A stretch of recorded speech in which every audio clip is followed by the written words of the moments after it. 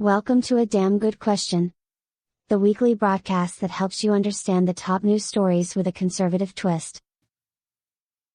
Ladies and gentlemen, boys and girls, Yeah, children of all ages, welcome to A Damn Good Question podcast. Another special edition celebrating Yay. the greatest country in the world, America. Yes. 250 years of the United States of America. God bless each and every one of you. Sitting across from me, as always, co-host, producer, sidekick, friend, superhero in his own right, third richest man in the world, and the original human cannonball. Yeah. Mark? When do you think I lost this? Yeah.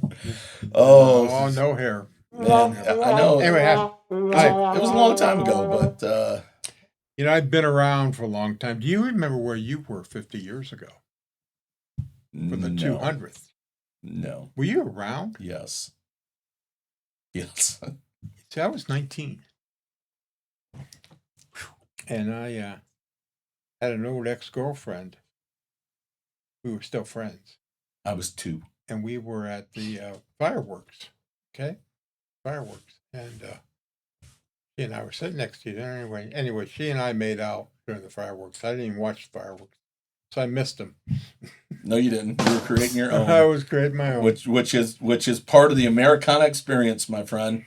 Part of the Americana experience. And little did I know that 50 years after from there, that I would be sitting here, But here I am. Here you are.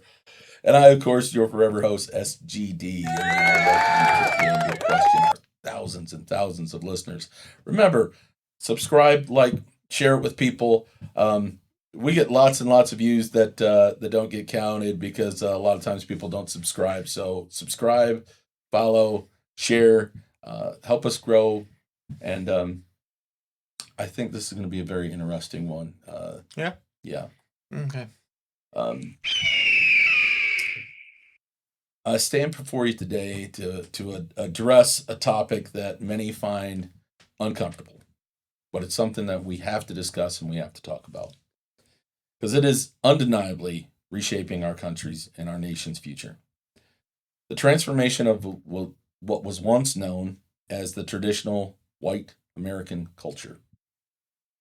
For generations, this country was built on a particular set of values, traditions, and social norms that reflected its predominantly European heritage. These weren't just customs, they were the bedrock of our communities, the framework for our institutions, and the moral compass that guided our nation through its most challenging times. From the town squares of New England to the churches of the South, from the farms of the Midwest to the expanding frontiers to the West. A shared culture, understanding once bound us together as a people. What have we lost? We've lost the emphasis on individual responsibility. It has been replaced by collective blame. We've seen the erosion of family structures that once provided stability in countless generations. The respect for authority and elders has given way to a culture of casual disrespect. The work ethic that built this nation's prosperity has been replaced by an entitlement mentality. The appreciation for our literary canon, from Shakespeare to Faulkner, has diminished in favor of contemporary works that often lack emotion, timelessness, and depth. The classic music traditions that once filled our concert halls have been marginalized. The architectural styles that reflected our European roots have been replaced by impersonal modernism. The changes, they're visible everywhere. In our schools, where American history is now taught as a story of oppression rather than one of achievement. In our communities, where our shared values have been replaced by competing identity groups. In our public squares, where symbols of our heritage are removed without consideration of their historical context. In our language, where precision and eloquence has given way to casual vulgarity and simplistic expression. In our holidays, where traditions once passed down through generations are now rewritten or abandoned altogether. This cultural transformation hasn't happened by accident. It's the result of decades of academic indoctrination, media manipulation, and political correctness that has silenced traditional voices while amplifying radical alternatives. Our universities, once a bastion of free inquiry, have become echo chambers of ideology conformity. Our entertainment industry, once celebrating American values, now often portrays them as outdated or problematic. Every time you see a Christian in a TV show or a movie, they're the villain. Our political discourse has shifted from debating policy to questioning the very legitimacy of our founding principles. The consequences have been profound. We're more divided than any time since the Civil War, which this country healed very quickly afterwards. Our social fabric is fraying. Trust in our institutions are at historic lows, and many Americans feel like strangers in their own country, watching helplessly as the world they understood disappears before their eyes. The sense of continuity that once connected generations has been severed. The shared stories that once united us have been replaced, and competing narratives of grievance and division. This isn't about opposing diversity or progress. It's about acknowledging that a nation without a core culture is like a ship without an anchor, drifting aimlessly, vulnerable to every passing storm. It's about recognizing that in our rush to embrace the new, we've discarded much that was valuable, time-tested, and worthy of preservation. It's about understanding that cultural continuity provides the stability necessary for healthy society to flourish. The challenge before us is whether we can reclaim the best of our traditional culture while adapting to modern realities. Can we restore respect for our heritage without becoming isolationists? Can we celebrate our unique contributions to the world without denying others their place? Can we find a balance between preservation and progress, between honoring our past and embracing our future? As we look around at the increasing fragmentation of our society, the loss of shared meaning, and the growing sense of dislocation among so many of our fellow citizens, we must ask ourselves, in our haste to create a new America, have we forgotten what the old one was and that it was worth preserving in the first place? And today, Mark, that is our damn good question. Okay. Isn't America worth preserving? Isn't it the culture and our past worth having? Aren't we, the American people, worth celebrating? Comments? Well, when I grew up, we celebrated that this country was a melting pot.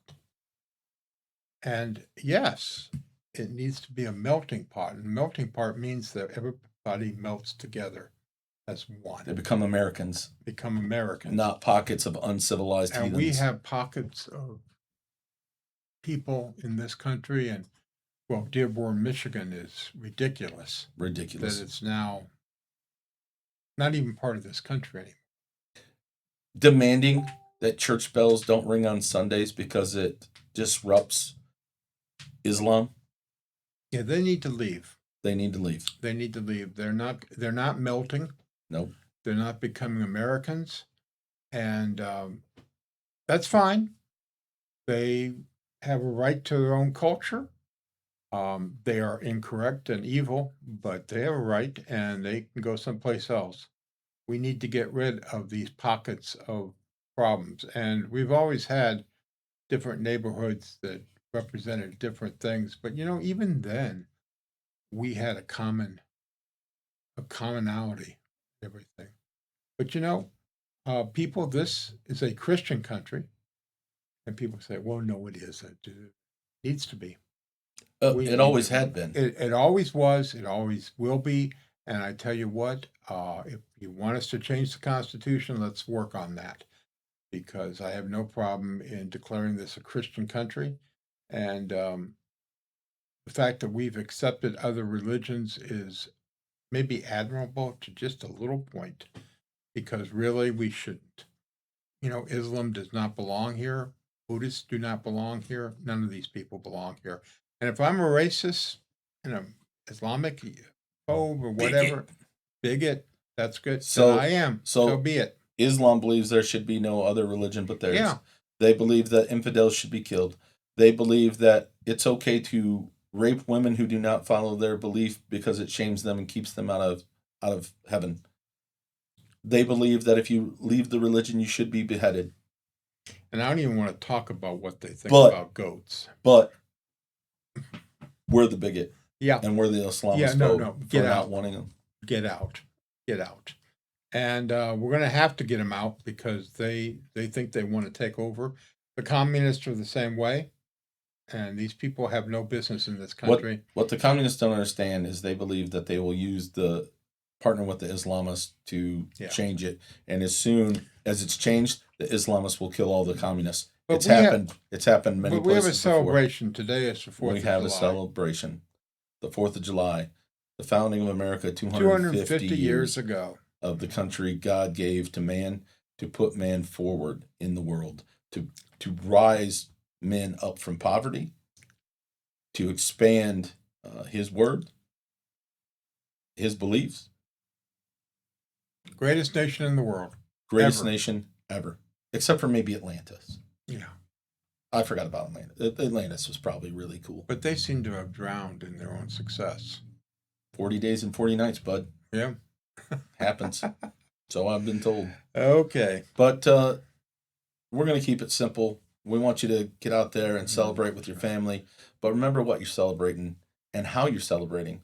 Because if it wasn't for the men and women who came before, who put their lives on the line, if it wasn't for the men and women who started a revolution 250 years ago, there would be no United States. You would not be free. There's no other country like this. Yeah, you look over at Europe and you're like, well, what about Europe? Where you go to jail for posting something on Facebook that the government doesn't like? No. We still have that freedom here, and let's keep it. God bless you all. Yeah. Mark, how do they get a hold of us? Well, they can get a hold of me at mark@damngoodquestion.org. .org. They can go to the Book, Facebook. We're on Facebook. We are on the X. The X. X. Of course, Spotify, and Rumble. And Rumble. Young man, Rumble. And they can just come by the studios. We don't tell anybody where the studios are. They have to find it. But if they find it, they're more than welcome to show up. Actually, we'd like to have guests. We're not afraid to have guests. Reach out, be part of the show. Come tell us your opinions. Tell Mark that he's wrong. Yeah. Obviously, I dare you. Obviously, you can't tell me that We even have a third mic. because I'm right. So while you're out there, be safe this holiday weekend. Spend time with your family. Remember to give thanks for the reasons that we're free, and to spread in your children and your family the reasons why we are free. God bless you. God bless the United States of America. And until next time, see ya. Bye.